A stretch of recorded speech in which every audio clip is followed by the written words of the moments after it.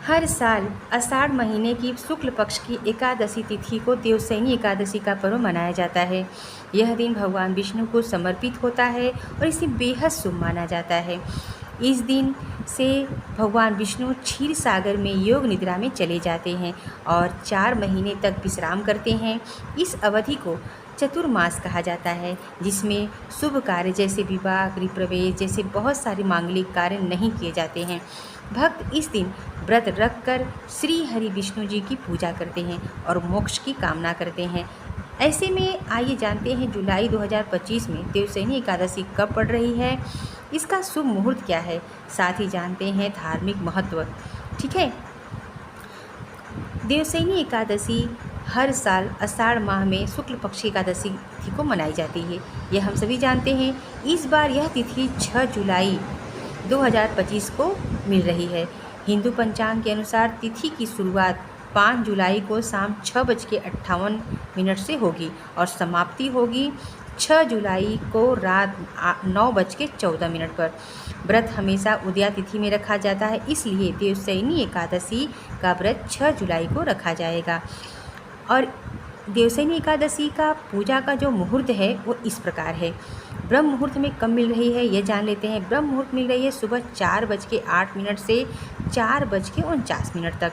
अभिजीत मुहूर्त मिल रही है दोपहर 11:58 से 12:54 तक।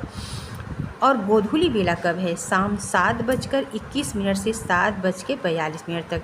अमृत काल भी मिल रही है उस दिन। दोपहर 12:51 से 2:58 तक अमृत काल है। उस दिन हमें त्रिपुष्कर योग भी मिल रहा है। त्रिपुष्कर योग मिल रहा है रात 9:14 से 10:42 तक। रवि योग भी मिल रहा है। रवि योग मिल रहा है सुबह 5:56 से रात 10:42 तक। ठीक है, तो इस तरह से मुहूर्त है पूजा का।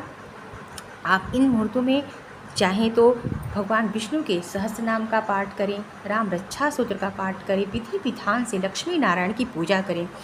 इस पूजा से हमारे जन्मों जन्म के पाप नष्ट हो जाते हैं और हमारे घर में सुख समृद्धि आती है। माँ लक्ष्मी प्रसन्न होती है, भगवान विष्णु की प्रसन्नता प्राप्त होती है। देवशयनी एकादशी का व्रत का पारण का जो समय है ये भी जान लेते हैं। देवशयनी एकादशी व्रत का पारण का समय है 7 जुलाई 2025 को किया जाएगा। पंचांग के अनुसार पारण का शुभ मुहूर्त सुबह 5:29 से लेकर 8:18 तक रहेगा। इस दिन द्वादशी तिथि रात 11:10 समाप्त होगी, यानी रात 11:10 पे समाप्त होगी। इसलिए व्रत का पारण सुबह करना ही शुभ माना गया है। ठीक है, इस एकादशी को पद्मा हरिशयनी या आषाढ़ी एकादशी के नाम से भी जाना जाता है। मान्यता है कि इस दिन से भगवान विष्णु योग निद्रा में चले जाते हैं और कार्तिक माह की शुक्ल पक्ष की एकादशी प्रबोधिनी एकादशी को जागते हैं। इन 4 महीनों को चतुर्मास कहा जाता है। इस दौरान साधना, व्रत, भक्ति के कार्य अधिक फलदायी माने जाते हैं, जबकि विवाह, गृह प्रवेश जैसे शुभ कार्य वर्जित होते हैं। और मान्यताओं के अनुसार देवशयनी एकादशी के दिन व्रत रखने से जीवन में सुख, शांति और समृद्धि आती है। साथ ही व्यक्ति को पापों से मुक्ति मिलती है और मोक्ष की प्राप्ति होती है। यह दिन जगन्नाथ रथ यात्रा के तुरंत बाद आता है, इसलिए इसकी महत्ता और भी बढ़ जाती है। ठीक है, देवशयनी एकादशी का संकल्प मंत्र जो भी आप लें और लेकर पूजा करें भगवान विष्णु की। उनके मंत्रों को हम सभी जानते हैं। ओम नमो भगवते वासुदेवाय नमः। इस मंत्र से हम भगवान विष्णु की का जाप करते हैं और स्तुति करते हैं। और आप चाहें तो राम रक्षा सूत्र का पाठ कर लें। इससे हमें बहुत ही भगवान विष्णु की प्रसन्नता प्राप्त होती है।